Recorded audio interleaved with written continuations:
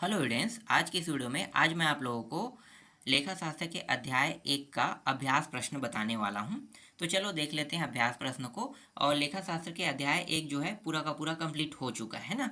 तो जो बचा है उनको देख लेते हैं। जैसे अभ्यास प्रश्न है, एक एक नंबर के प्रश्न है जिनको आपको पता होना चाहिए और याद भी रखना चाहिए आपको सारे प्रश्नों को। तो चलो देखते हैं।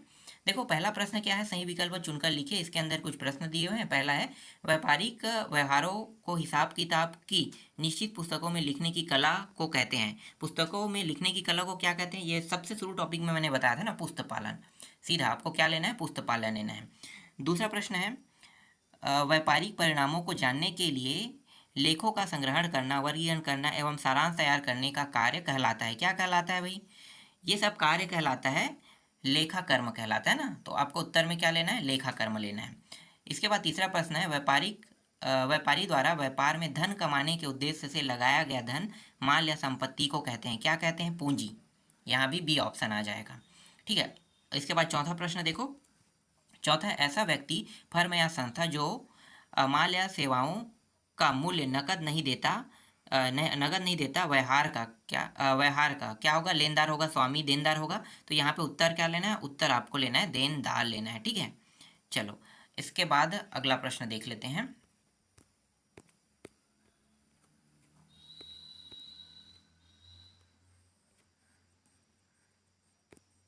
देखो सेकंड प्रश्न क्या है, रिक्त स्थानों की पूर्ति दिया हुआ है ना।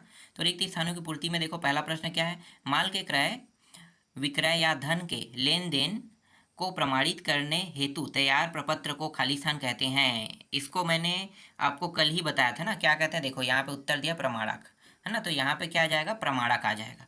ठीक है। इसके बाद जिस वस्तु का व्यापार में क्रय विक्रय करते हैं उसे खाली स्थान कहते हैं। तो क्या कहते हैं भाई? क्रय बेचने का काम क्या करते हैं? जिसे बेचते हैं उसे हम माल कहते हैं ना। तो यहाँ पे देखो सेकंड जो टॉपिक है वो माल है। ठीक। तीसरा देखो, व्यापार की ऐसी वस्तुएं जो व्यापार संचालन में सहयोग प्रदान करती है तथा जिन पर व्यापार का स्वामित्व होता है, खालिस्तान कहते हैं, उसे हम संपत्ति कहते हैं। तीसरा जो टॉपिक है यहाँ पे संपत्ति आ जाएगा। वर्ष के अंत में बिना बिका हुआ माल क्या कहलाएगा? अंतिम, है ना।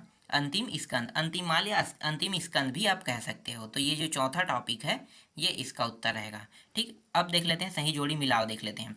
भवन, भवन क्या होगा भाई? स्थायी संपत्ति होगा ना। तो संपत्ति में आपको लेना है तो इसके साथ मैच कर देना है। वेतन, वेतन क्या होगा? खर्च, है ना। तो वेतन जो है खर्च पर डिपेंड रहता है। बायां पक्ष, बायां पक्ष हम नामे को कहते हैं और दायां पक्ष हम किसे कहते हैं? जमा को कहते हैं। ठीक है। क्रेडिट डेबिट जानते हो ना, तो नामे और एक होता है जमा होता है। तो क्रेडिट डेबिट यही है, बायां पक्ष दायां पक्ष के रूप में इसे जाना जाता है। इसके बाद अगला प्रश्न देखो, यहाँ पे एक शब्द में उत्तर दिया हुआ है। तो पहला है, कोई भी वैधानिक कार्य जो लाभ अर्जित करने की दृष्टि से किया जाता है उसे क्या कहते हैं? बहुत सरल प्रश्न है। क्या कहते हैं? लाभ अर्जित करने के लिए जाता है व्यवसाय, है ना। देखो यहाँ पे उत्तर दिया हुआ है व्यवसाय।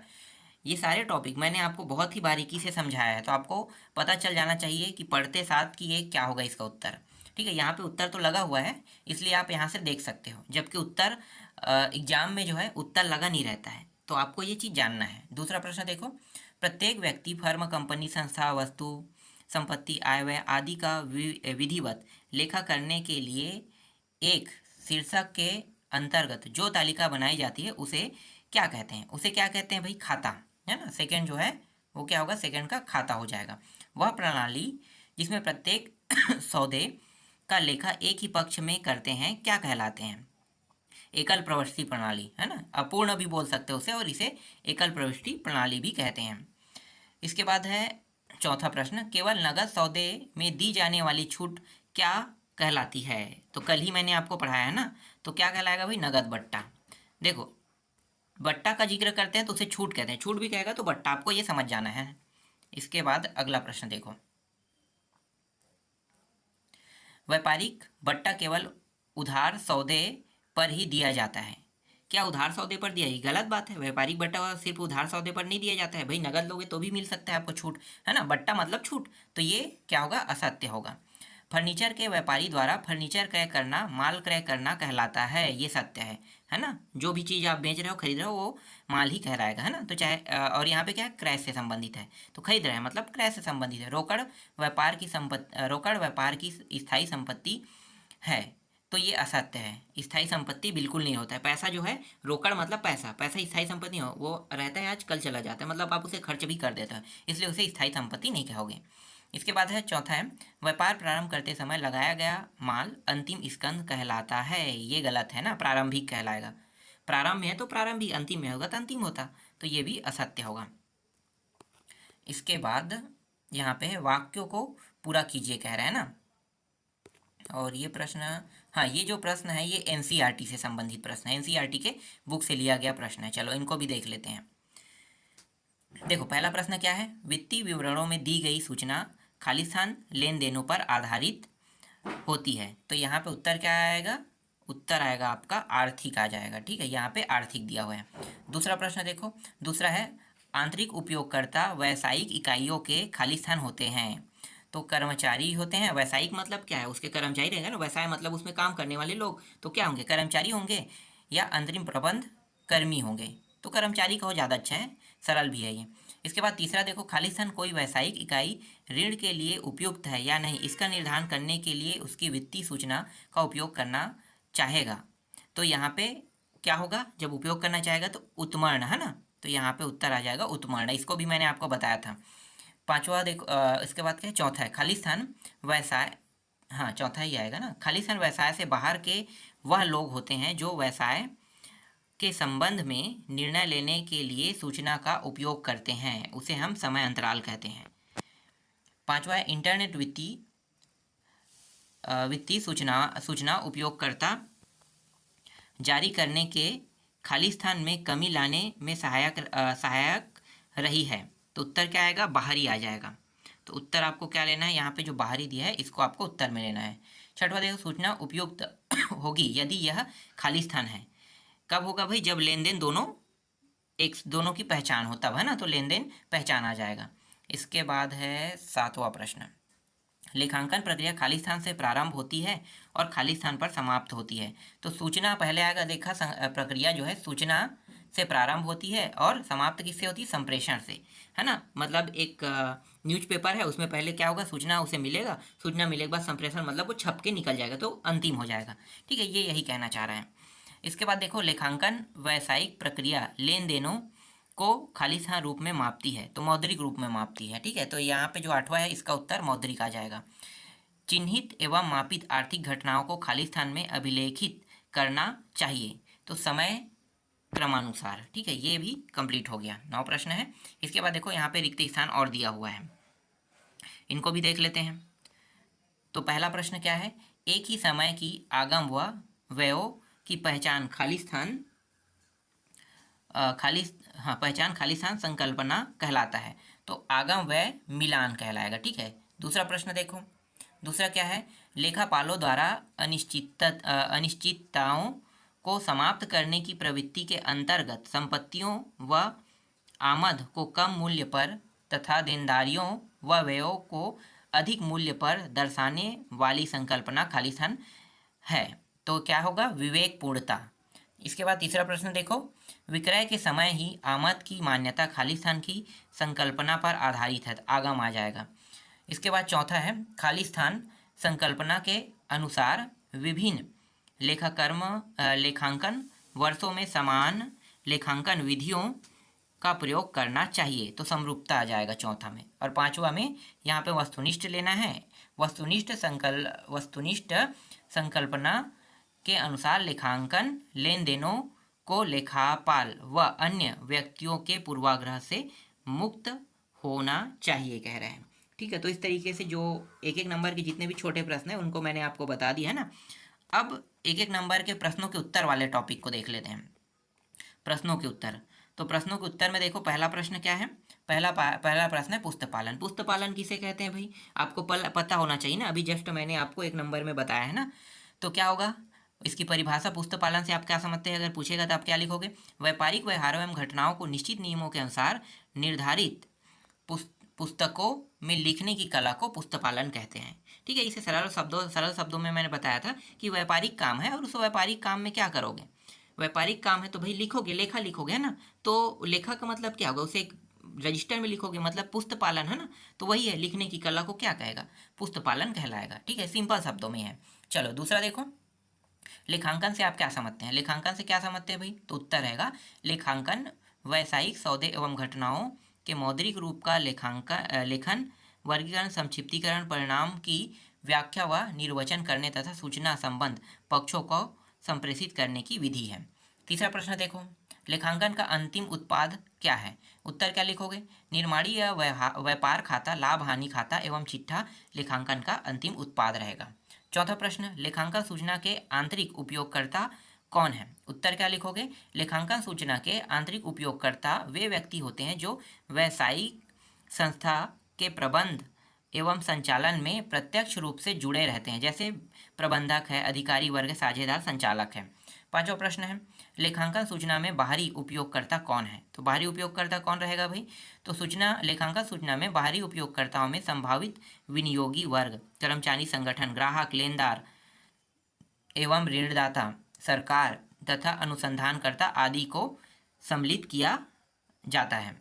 इसके बाद छठवां देखो, छठवां प्रश्न है, थोड़ा सा मैं ऊपर कर लेता हूँ, लेखांकन में झूठे दिखावे से क्या तात्पर्य है, तो लेखांकन में झूठे दिखावे का आशय है लेखों में गड़बड़ी करना, जिससे कि वित्तीय विवरण व्यवसाय की वास्तविक स्थिति की अपेक्षा अधिक अनुकूलन स्थिति प्रदर्शित करते हैं। सातवां प्रश्न है, गुणात्मक सूचना का क्या आशय है, उत्तर क्या लिखोगे, व्यवसाय में गुणात्मक सूचना से आशय ऐसी सूचनाओं से है जिन्हें मुद्रा में व्यक्त किया जाना संभव नहीं होता है। आठवां है, लेखांकन एक सूचना विधि क्यों है, उत्तर क्या लिखोगे, लेखांकन को व्यवसाय की भाषा समझा जाता है, जिस प्रकार भाषा का मुख्य उद्देश्य संवहन के साधन के रूप में कार्य करना, उसी प्रकार लेखांकन भी व्यावसायिक क्रियाओं के परिणामों को व्यवसाय से संबंधित समस्त पक्षों को सूचनाएं प्रदान करके करता है। इसके बाद देखो नौवां प्रश्न, लेखांकन के किन्हीं दो कार्यों के नाम लिखिए, पहला है नियमित लेखे रखना और दूसरा है वित्तीय विवरण बनाना। 10वां प्रश्न देखो, लेखांकन सूचना की दो गुणात्मक विशेषताओं के नाम लिखिए, तो एक तो है विश्वसनीयता और दूसरा है तुलनात्मकता। इसके बाद 11वां प्रश्न देखो, लेखांकन सूचनाओं के उपयोगकर्ताओं के नाम बताइए, एक तो है स्वामी हो गया और दूसरा है देनदार हो गया। इसके बाद 12वां प्रश्न देखो, लेखांकन के दो लाभ, पहला लाभ है स्मरण शक्ति का पूरक और दूसरा है कर निर्धारक में सहायक।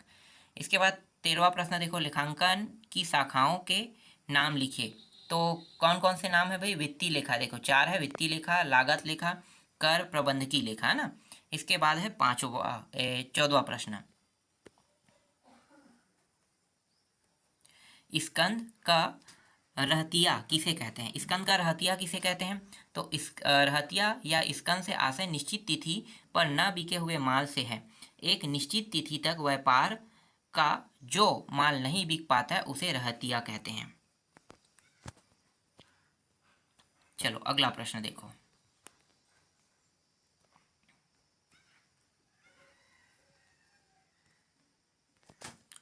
पंद्रवा प्रश्न है, संपत्ति से क्या आशय है, संपत्ति से क्या आशय है भाई, व्यापार में प्रयुक्त समस्त चल एवं अचल संसाधन जिन्हें रोकड़ या आर्थिक लाभ प्राप्त करने में सहायता मिलती है, व्यापारी संपत्ति कहलाता है ना। इसके बाद देखो 16वां, दायित्व किसे कहते हैं, दायित्व का आशय व्यापार के स्वामी के कोषों के अलावा व्यापार के उन ऋणों व देनदारियों से है जो अन्य व्यक्तियों या संस्थाओं को चुकाते हैं, दे विपत्र लेनदार। 17, स्थायी संपत्ति किसे कहते हैं, वे संपत्ति जो व्यापार में स्थायी रूप से दीर्घकाल तक प्रयोग की जाती है स्थायी संपत्ति कहलाती है, जैसे भूमि, भवन, मशीन, फर्नीचर। 18वां प्रश्न देखो, चालू संपत्ति किसे कहते हैं, व्यापार में अस्थायी या अल्पकालीन प्रयोग में आने वाली संपत्तियां चालू संपत्तियां कहलाती, जैसे कच्चा माल, रोकड़ आदि। इसके बाद 19वां प्रश्न देखो, देनदार किसे कहते हैं, ऐसा व्यक्ति या फर्म या संस्था जिन्हें माल अथवा सेवाएं उधार में दी जाती हैं तब तक देनदार कहलाता है जब तक वह माल का मूल्य चुका नहीं देता। इसके बाद 20वां प्रश्न देखो, डूबत ऋण किसे कहते हैं? ऐसा ऋण जो देनदारों द्वारा किसी कारणवश चुकाने में असमर्थ रहता है, उन ऋण को जिनके मिलने की आशा नहीं होती है उसे डूबत ऋण कहते हैं। इसके बाद 21वां प्रश्न देखो, माल किसे कहते हैं? व्यापारी जिस वस्तु को खरीदकर लाभ पर बेचता है उसे माल कहते हैं। या खरीदना या बेचना भी लाभ माल ही कहलाता है ना। इसके बाद देखो, पूंजी से क्या आशा है? व्यापार का स्वामी अपने व्यापार को प्रारंभ करने के लिए जो धन नगद या माल के रूप में लगाता है उसे पूंजी कहते हैं। ठीक है, पूंजी सिर्फ पैसा ही बस नहीं है ना, जो पैसा वो भी पूंजी रहेगा, भवन है और जो जमीन जायदाद वो सब चीज़ क्या होगा? पूंजी ही कहलाएगा। इसके बाद देखो 23वां, आहरण से क्या आशा है?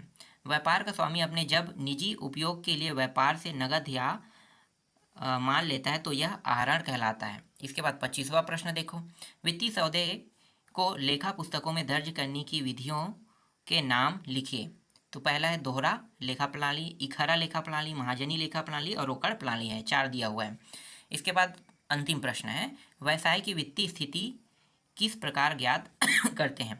तो स्थिति विवरण बनाकर ज्ञात करते हैं। ठीक है, तो जितने भी 1 नंबर वाले प्रश्न थे वो सारे मैंने आपको बता दिया। इसके बाद लघु उत्तरी दीर्घ उत्तरी बाकी है, तो वो आपको आसानी से जो मैंने आपको पढ़ाया है वहाँ से आपको मिल जाएगा।